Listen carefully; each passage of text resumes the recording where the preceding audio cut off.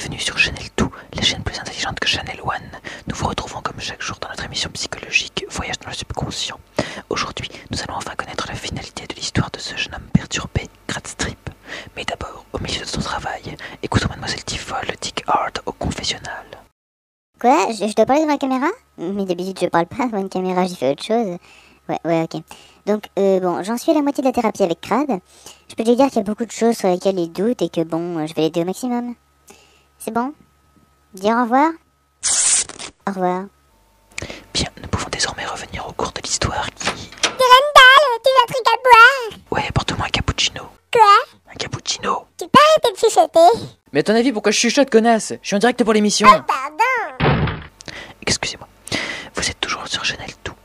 Dans la dernière émission, nous avions découvert que Crad avait été humilié puisque surpris lors de son premier rapport sexuel à caractère buccal par la génitrice de Mademoiselle Tiffol, qui, pour guérir le jeune homme de ce traumatisme, a décidé de refaire la même chose en allant jusqu'au bout. Autant dire qu'à 11 ans, le garçon n'a pas mis longtemps avant d'en finir. Par la suite, nous avons découvert que Crad avait affronté Kissifrot aux côtés d'un jeune homme nommé Jack et qu'il s'était ensuite fait surprendre par les gardes de Jojo. Qu'ont-ils fait par la suite? Nous le verrons maintenant. Tu avais gardé quoi? Non, un cappuccino. Crad? Réveille-toi. Qu'est-ce qu'il y a? J'ai trouvé un moyen pour m'échapper. Ouais, cool. Tu veux pas partir? Bon, allez où? Ici j'ai été humilié sexuellement et même professionnellement puisque je suis qu'un pauvre troufion de 3ème classe. T'as mis une branlée qui s'y frotte quand même. Ça c'est clair que je l'ai branlé dans le camion à l'aller, 2 fois à l'hôtel. C'est de très mauvais goût comme vanne. Je sais. Alors les gars, ça baigne? Comme dans une prison. Bon, vous bougez pas. Je vous file vos plateaux repas. Lâche ma main. Oui. Les clés... Voilà. Allez, viens avec moi. Je veux bien, mais je vois toujours pas ce qui te dérange là-dedans. J'ai complètement zappé Jack de mon histoire, j'ai usurpé son identité de A à Z. Mais il est où maintenant? Faut que t'ailles voir le dernier Crad pour ça. Et j'ai pas résolu ton problème? Si, tu as regardé la vérité avec moi. Hein? Ok. Bon, mais je vais voir le dernier Crad alors. Voilà. Salut! Putain, ça fait bizarre, t'es exactement le même que celui que je viens de quitter. Je sais. Je vais te raconter ce qui s'est passé après notre évasion. Ok. Merci de nous avoir pris, mec. Ouais, de rien. Eh merde. Quoi? C'est Franck, un mec qui était là quand je me suis fait surprendre avec Tiffol. On s'en fout, il te voit pas. Ouais, Alors, qu'est-ce qu'on va faire maintenant? je sais rien. Si on veut s'en sortir, faudrait aller à Midgard. Ah ouais? Tu connais quelqu'un là-bas? Non.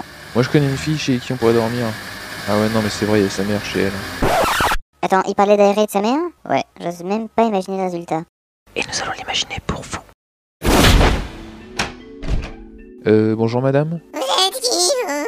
Je suis le petit ami d'Aéré et je... Sors de là, enfant de putain! Personne ne déplorera ma fille sans mon autorisation! Ouais, bah c'est trop tard, connasse. Comment? Petit enculé! Effectivement, ça aurait fait mal. Retournons donc à notre histoire. Non, je sais pas, on pourrait monter un petit commerce, toi et moi, on est potes, non? Après 4 jours à faire autre chose que dormir dans le même lit, c'est un euphémisme. Chut, moi fort, un conducteur pour nous entendre. Ouais.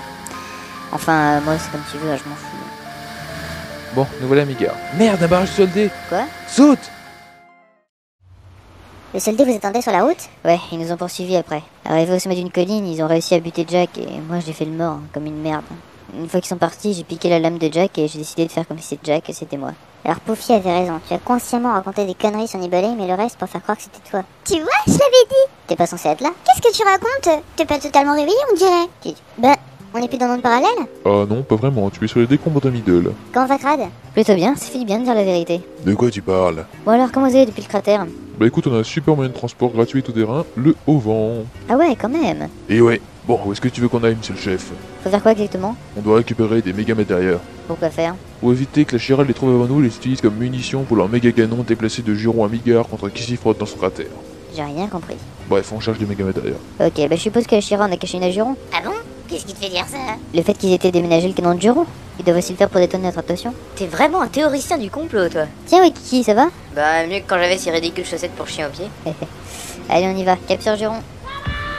Comment il fait pour entendre d'où il est? Ce garçon m'étonnera toujours. Allez, go!